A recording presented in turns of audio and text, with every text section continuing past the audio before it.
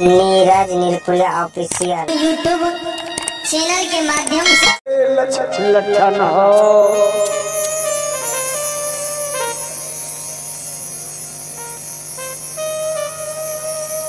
किया है तू कौन नहीं छे भगवान हमारा इतने दीन लिखने जितने डाली वाली हैं तो आवे अपना डाली खुल रहे जो डाली सदाई है तो आवे बताल पर आप डाली खुल रहे जितनी डाली वाली हो आप आवे लक्षण न हो जितना दिन भगवान संसार में लिखने रहो उतना दिन के तोर भैया रहिया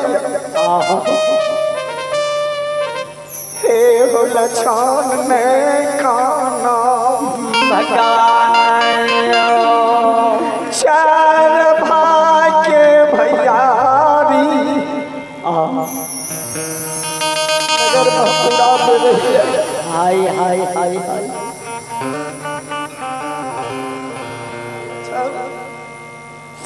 चार भाई के भैयारी नगर महपूरा में रही हम मन में सोच रही मालिक जय दिन पिता नंद मर जते रामा मायामती मर जते चार भैयारी लगे माँ के कन्हादा ये स्मशान यज्ञ संस्कार करो भगवान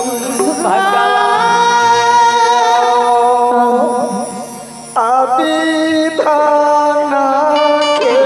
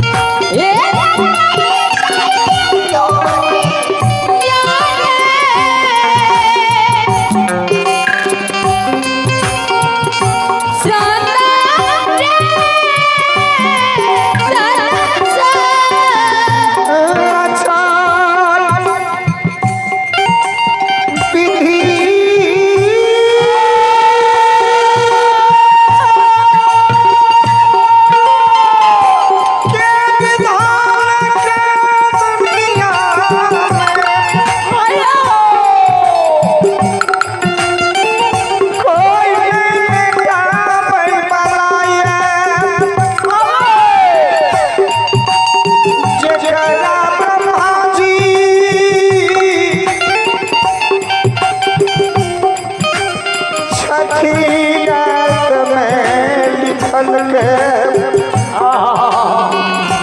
विधाता लिखल दुनिया में मिटने जाए।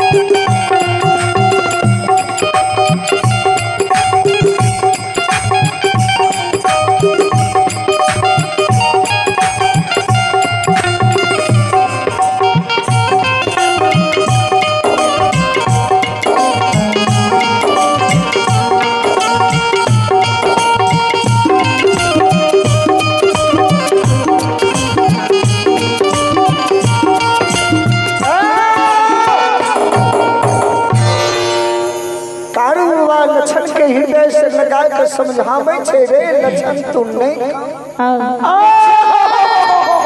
अरे हमने मर जेबो तीन भाई के भैयारी के नगर महपुरा में तू छे हाय हाय हाय सबसे छोट भैया साहिबी का हृदय से लगा हो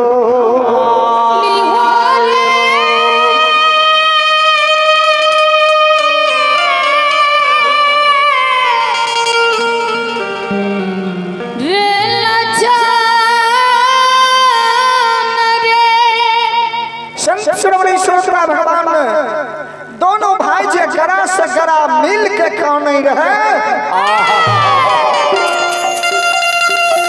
वही समय में समस्तीपुर जिला सरेसा से दो मुसाफिर आज के समय में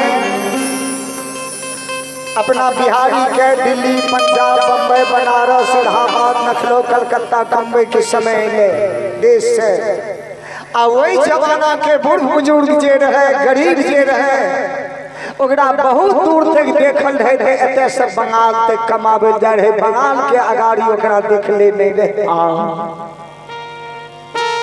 तो दो मुसाफिर पश्चिम राज्य जिला समस्तीपुर जिला सरेसा से बेचारा बंगाल के ओर कमावे ले जाए रहे आई दोनों भाई जे गरा से गरा मिल के कामे रहे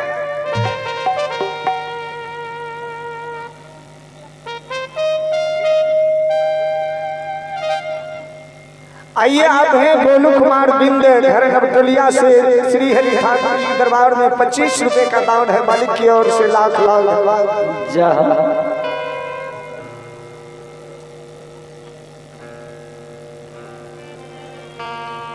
ध्यान हमारे पप्पू मलिक उर्फ बिछड़ी दासिन के जो अतिथि अभ्यागत दूर दराज से आए हुए हैं भक्ति कथा सुनने के लिए और मुंडन के शुभ अवसर पर आंगन में मुंडन हो रहा है। अगर ये आवाज को आप सुन रहे हैं तो जितना इनका अतिथि अभ्यागत हैं गांव समाज से जिनको इनके द्वारा नौता या हकार चलता है सभी आदमी आंगन चले जाएं। मुंडन का कार्यक्रम शुरू है, जाकर मुंडन में भाग लें, बच्चे को शुभ आशीर्वाद दें। दोनों मुसाफिर विचार करे छे भैया या गाय के छियै या भैंस के भैंसवार छियै या तो कोई माय बहन के आसुर में सास ननद से झगड़ा भेले आए विरोध से बेचारी जंगल में भटक रहल छै या नैहर में भाई भौजाई से झगड़ा भेले ओहो विरोध से बेचारी जंगल में भटकै छै। चल चल मानव के आसरा मानव के होय छै कहावत में ये कर भला तो हो भला कर भला तो हो भला। आए हम यहाँ अगर केकरो भलाई क्या देवे केकरो उपकार क्या देवे तो हमरो यहाँ के परिवार के वंशावली के बाल बच्चा के लोग उपकार करे के लिए जरूर तैयार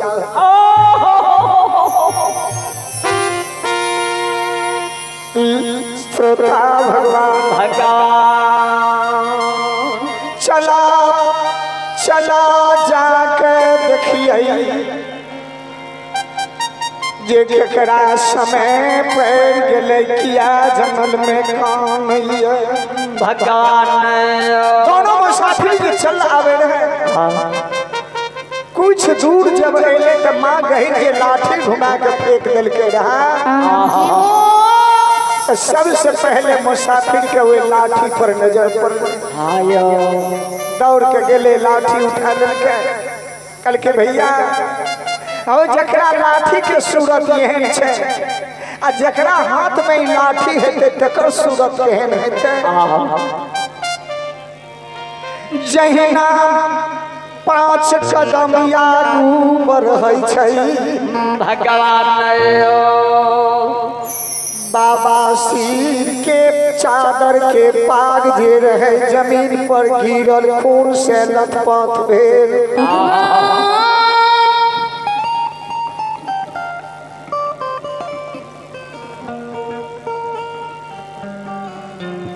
अरे भैया वैसे हम लोग गा दिए थे मुड़न का गीत महिला लोग गाएगी कि हम ही गाएंगे दोनों काम हंसना गाल फुलाना एक साथ होता है। अब प्रसंग छोड़ करके मुड़न की ओर चलेंगे इसलिए कि समय भी मेरे पास नहीं है।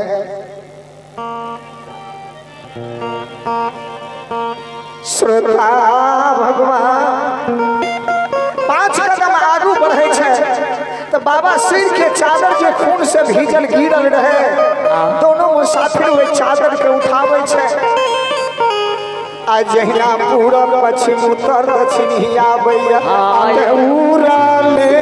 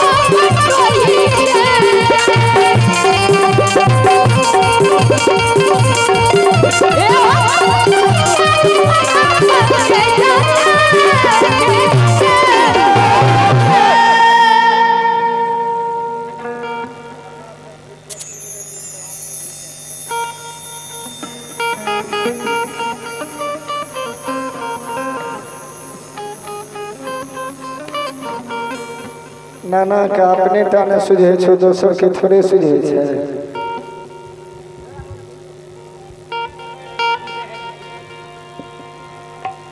जेना नजर दोनों भाई पर पड़े छे, दोनों सुरात हम सच के एवा के जोड़ी रही।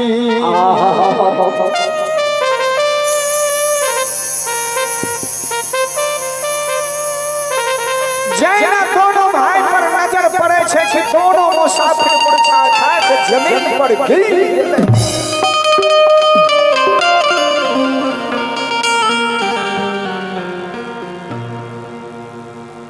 संत शिरोमणि श्रोता भगवान, हेलो श्रोत पंजियार, श्रोत पंजियार आपसे आग्रह है कि अपनी मंडली के साथ धर्मकोट में आने का कष्ट करें। श्रोत पंजियार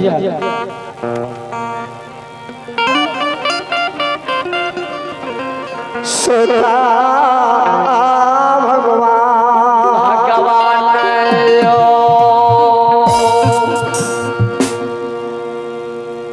दाना मुसाफिर मूर्छा खा के जमीन पर गिरै छे।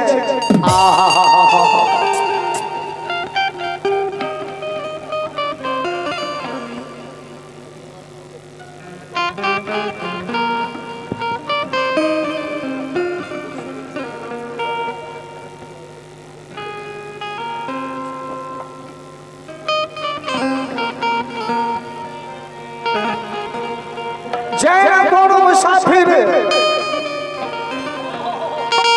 जमीन पर मूर्छा खा के गिरै छै। भगवान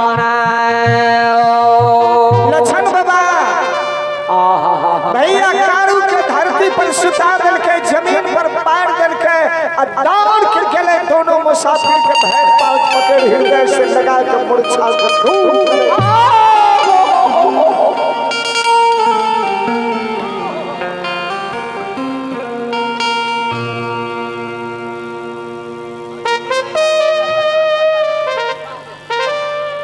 जय हो जय हो। बाबूसा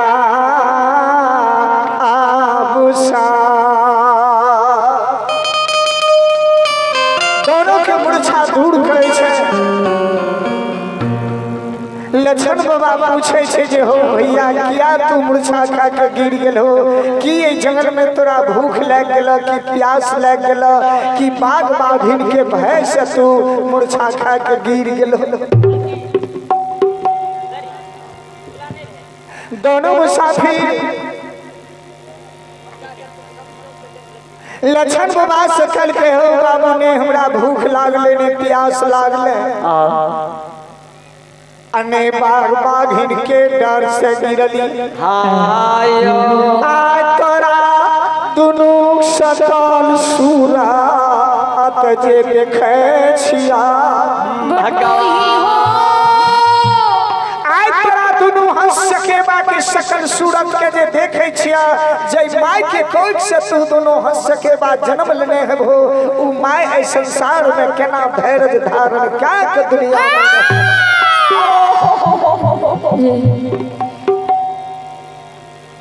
लक्षण बाबा करके हो भैया विधि के विधान के दुनिया में कोई नहीं मिटाबै छै। हाय हाय हाय भैया कते तोर घर ला आ गई छा,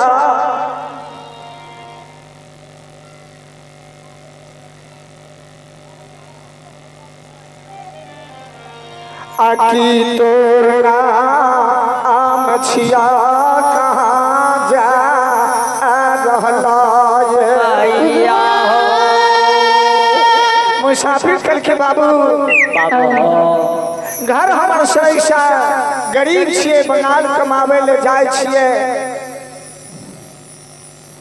लक्षण बाबा कल के भैया हमर संवाद तू नहीं जा भैया हो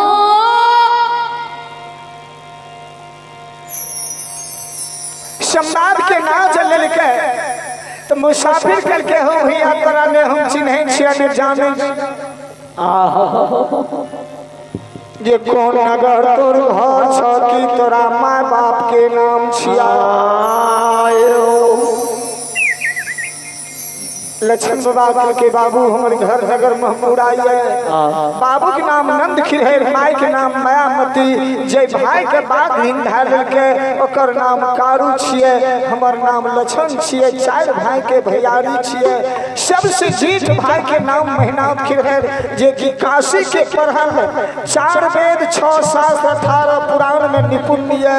अखनी भैया हमर लहका बथान पर पाखरी के गाछ लग बैठ के भागवत गीता पढ़े।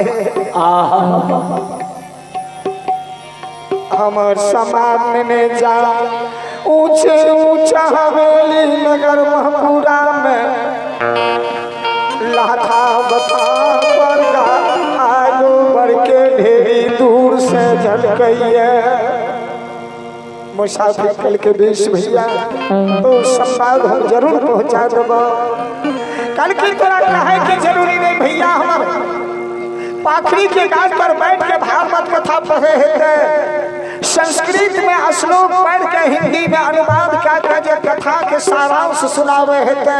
अहाँ ओइ जन ठाड़ भए जेबे कल जोड़ के भैया के नजर पड़तो। भैया अहाँ के पकड़ हृदय से लगा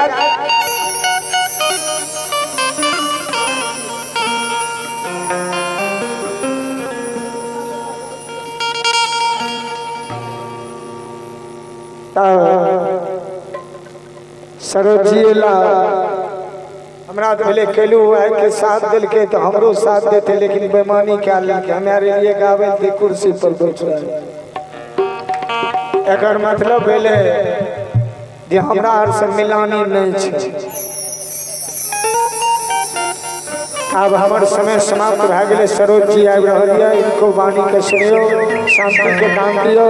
हमरा सबके जे गलती सही भूल चूक भेले माफ करबे आ जाय के आशीर्वाद दियो जे हमें ऐसा अगाड़ी कार्यक्रम में निकलबे।